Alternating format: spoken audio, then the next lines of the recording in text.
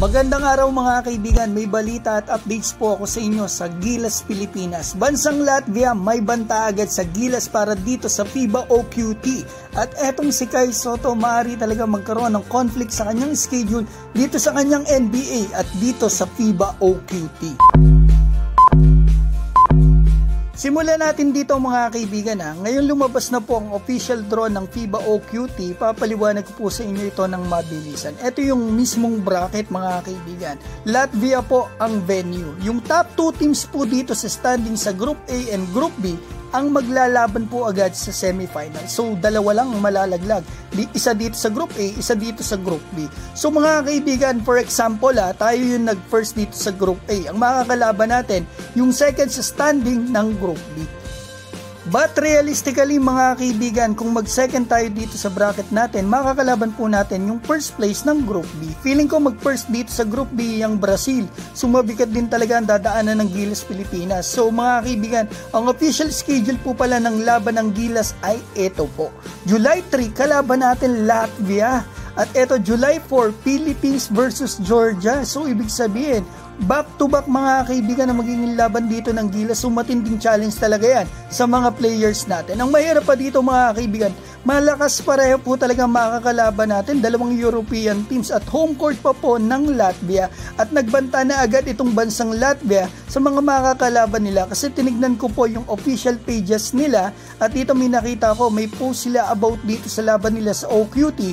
At dyan ko nga mga kaibigan nakuha po yung schedule na binigay ko sa inyo a while ago. So ito po yung post nila mga kaibigan after po ito nung draw. So ito po yung post nila sa kanilang official Instagram account, ang dalawang active players po nila dito sa NBA para nga dito sa FIBA OQT. Take note mga kaibigan hindi po nakalaro si Porzingis sa Latvia nung World Cup dahil injury po ito. Pero nanonood yan mga kaibigan palagi ng live game nila nung time na yan. At dito sa paparating na FIBA OQT, etong post nila mukhang banta talaga ito mga kaibigan sa kalaban nila na maglalaro mga top players nila, especially dito sa ating national team. Dahil healthy si Porzingis ngayon mga kaibigan at sa bansa pa nila ang venue, kaya maglalaro po talaga malamang yan. Realistically mga kaibigan, dehado naman po talaga ang Gilas dito. Parang yung laban ng Gilas doon sa Asian Games. Kalaban pa natin China, home court nila. Pero bilog po talaga ang bola.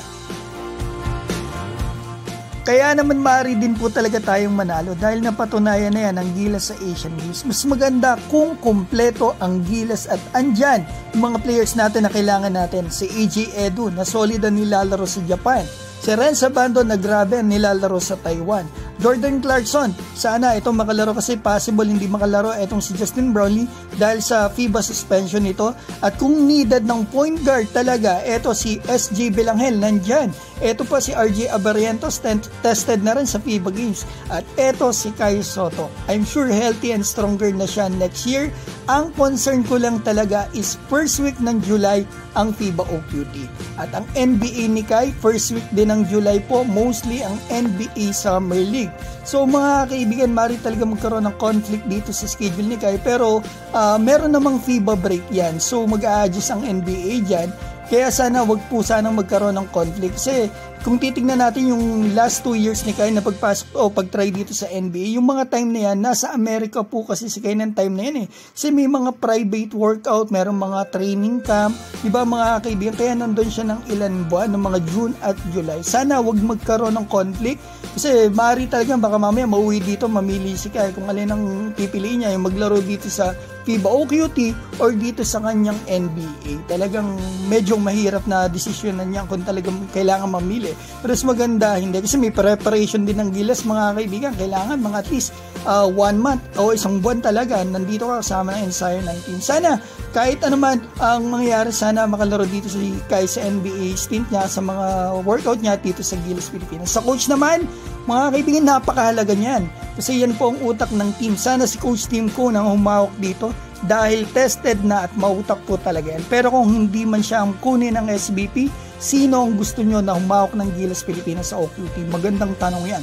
E-comment mo dyan sa baba, pati opinion mo about dito sa laman ng video na ito. At babatiin ko lamang po si Michael Avetria, Co Buena Obra, Kukwa Martins Lutuan, Dwayne Giselle, Rina Velasotes, Constantine Kalilong, A-Solutions, Albert Berino at Lone Wolf. Thank you so much for watching, guys, and God bless.